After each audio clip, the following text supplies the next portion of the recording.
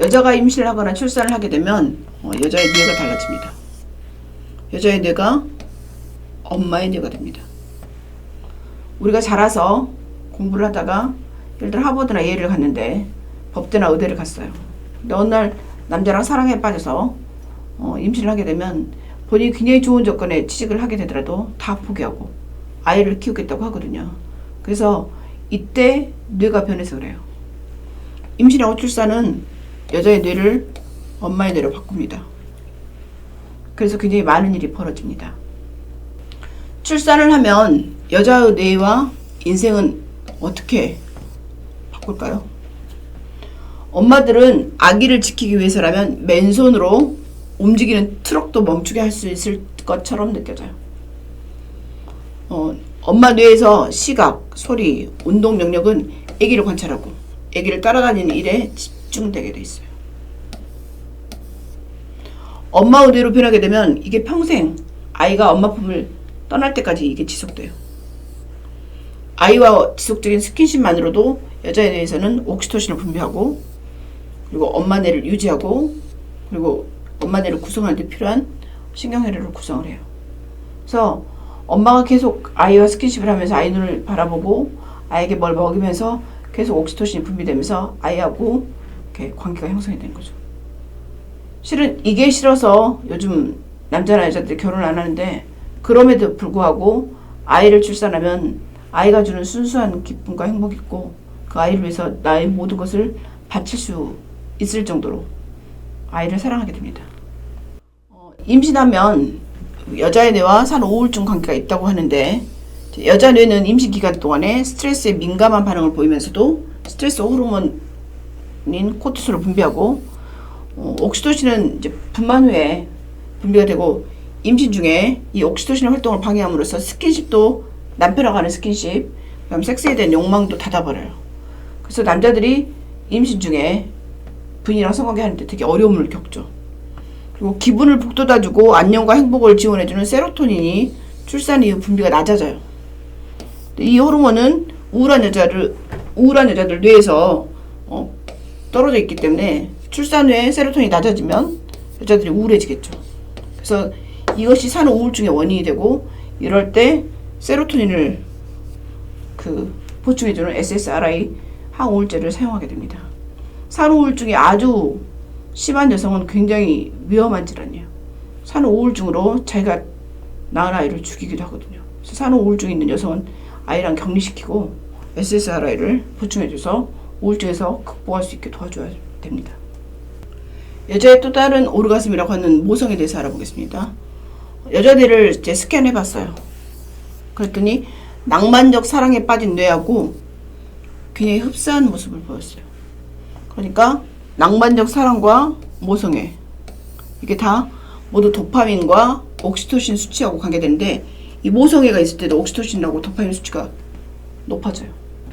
그래서 엄마 뇌에서 아기를 키울 때 필요한 이 신경회로가 아이를 키우면서 보상과 기쁨을 받을 수 있게 이런 화학적인 물질인 도파민이 분출이 되고 이게 젖을 먹이면서도 쾌감을 느끼고 아이 밥을 먹이거나 아이가 아플 때 옆에 있으면서도 쾌감을 느끼게 해줘요. 이렇게 엄마 뇌에서 도파민 수치는 에스트로겐과 옥시토신이 분비되면서 또 상승해요. 그리고 여자는 출산 후에 한 1년 동안 7,000시간 정도 잠을 못 자요. 그런데도 아이를 키울 때 얻는 행복과 기쁨 못지않게 이 고통과 힘겨움이 따르는데도 불구하고 여자들은 그것을 다 감내하는 이유가 이런 도파민, 옥시토신이 쾌락과 기쁨, 보상과 기쁨을 주기 때문에 그래요. 사랑에 빠졌을 때와 똑같은 뇌가 되고 아이하고 사랑에 빠진 뇌가 됩니다. 모유수유를 하는 엄마와 아기가 주고받는 보상에 대해서 알아보겠습니다.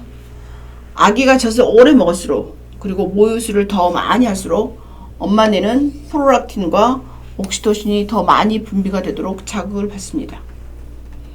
엄마는 아기를 보살핀다는 사실 하나만으로도 기쁨을 느끼게 되는데 다 이런 호르몬 때문이죠.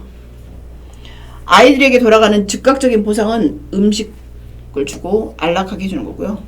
옥시토신은 엄마의 혈관을 확장시켜서 돌보는 아기를 따뜻하게 해줍니다. 그리고 애기 또한 모유를 먹을 때 기분이 좋게 해주는 화학물질을 얻게 되죠. 엄마한테 분비되는 화학물질이 아이한테도 갈 수 있겠죠. 젖을 먹으면 아이의 위는 편안하게 확장되고 애기 뇌에서는 옥시토신이 방출됨으로써 편안함을 느끼게 됩니다. 모유수유를 하는 엄마나 아이가 굉장히 평화로운 표정을 지을 수 있는 것이 다 이런 것 때문입니다. 그러면 결혼을 해서 아이를 낳고 여자에 대해서 엄마가 내가 된 아내하고 사는 남편은 어떻게 살아내야 할까요? 이미 소욕도 없고 아이와 사랑에 빠진 자기 아내를 어떻게 다시 되찾을 수 있을까요? 나의 자식을 가장 사랑하는 방법은 나의 남편에게 잘해주는 거거든요. 몇 년 전에 자기 아이를 굉장히 사랑해서 아이가 천재 바이올리니스트였는데 그 아이를 데리고 독일에 유학 간 엄마가 있었습니다. 남편은 돈을 벌어서 아이에게 유학비를 대주고 생활비를 대주는데 어느 날 남편이 바람이 났어요.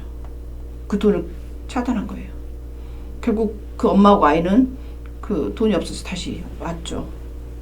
결국 내 자식을 가장 사랑하는 방법은 내 남편에게 잘하는 거예요. 왜냐면 남편이 돈도 벌어다 주고 아이에게 사랑도 주잖아요. 그래서 여자들이 이걸 절대 관가하면 안 됩니다. 내 아들을 사랑하면서 내 딸을 사랑하면서도 남편을 돌봐줘야 돼요. 나의 남자를 평생 유혹할 수 있는 무기나 도구가 그럼 무엇일까요? 내 남자를 계속 평생 유혹하면서 내 남자가 우리 자식을 위해서 돈을 벌어다 줘야 되잖아요.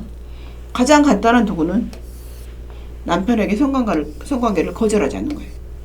적극적으로 하라는 게 아니라 적극적으로 할 수도 있겠지만 거절하지 말았으면 좋겠어요. 피곤하다, 오늘은 기분이 아니다, 어쩌고저쩌고 하면서 거절하죠. 이게 굉장히 중요해요. 똑똑한 여자분들이 꼭 생각해야 될 게 이거예요. 내 자식을 가장 사랑하는 방법은 내 남편에게 잘하는 거고, 내 남편을 사랑하고 유혹하는 방법은 성관계를 거절하지 않는 겁니다. 엄마의 대로 살아가는 아내는 남편을 큰아들로 생각을 해보세요. 자식을 사랑하잖아요. 그러니까 큰아들로 생각을 하고 사랑을 해보세요. 그리고 내가 사랑하는 자식에게 쏟아붓는 사랑의 적어도 10분의 1을, 한 10%를 남편에게 주는 거예요. 만약에 섹스를 살림이나 공부나 돈에 비교를 해본다고 하면 여러분은 지금 몇 점일까요?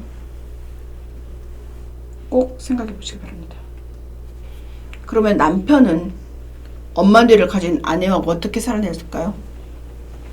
임신이나 출산 후에도 남자의 뇌는 아빠의 뇌가 잘 되지 않아요. 남자의 뇌는 평생 남자의 뇌로 살거든요. 그럼 남편은 결혼 후에 아내에게 이제 큰아들로 살 것인가? 아니면 아이들이 아빠로 살 것인가? 남편으로 살 것인가? 고민해야 되는데 자기 부인에게는 자기가 남편이 아닌 거죠. 어떻게 해야 되겠어? 굉장히 남자들이 해결해야 할 문제예요. 그렇다고 무조건 나가서 바깥에서 해결해요.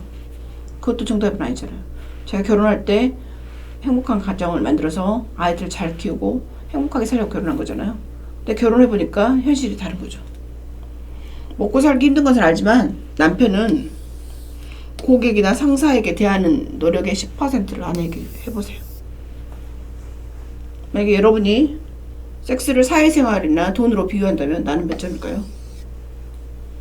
섹스를 하기 위해서 고객이나 상사한테 접대하듯이 부인에게 접대를 하고 그걸 얻어보세요.